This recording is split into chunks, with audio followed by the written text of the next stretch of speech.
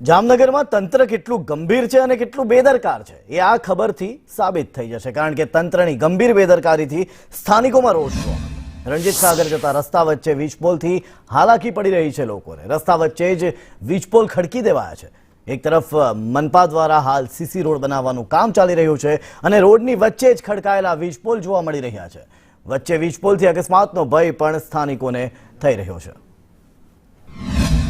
આ રોડ વચ્ચે થાંભલા યોગ્ય નથી। અંધારામાં તો કોઈ પણ થાય તો કોઈ જવાબદાર કોણ આવા? એ થાંભલા હટાવવા પડે, સાઈડમાં લેવા પડે, કે વચ્ચે રોડ વચ્ચે ડિવાઈડર કરી અને કરે એ યોગ્ય છે।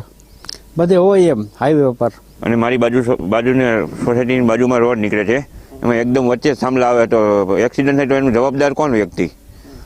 રાતે એક્સિડન્ટ થાય તો જવાબદાર કોણ? એને દિવસે કે રાતે ગમે તે રસ્તામાં થોડા થાંભલા ચાલે, સાઈડમાં લેવા નમ્ર વિનંતી। જામનગર શહેર અને જે નવા ભળેલા વિસ્તાર છે ત્યાં હાલ અત્યારે વિકાસના કામો થઈ રહ્યા છે।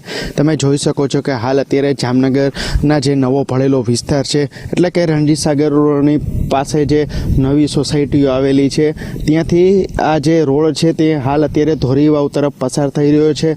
આ રોડની વચ્ચોવચ્ચે જ હાલ અત્યારે જે થાંભલા છે તે રાખી દેવામાં આવ્યા છે।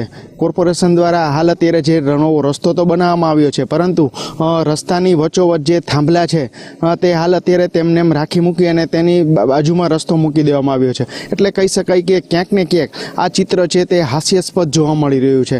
શહેરમાં હાલ અત્યારે જે રીતે વિકાસના કામો થઈ રહ્યા છે ખૂબ જ સારો આયોજન છે, પરંતુ તો બીજી બાજુ કહી શકાય કે આ થાંભલા છે આવનારા સમયમાં એટલે કે આગામી સમયમાં અકસ્માત પણ સર્જી શકે છે।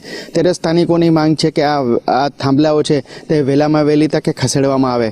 ઉપેન્દ્ર ગોહિલ, સંદેશ ન્યૂઝ।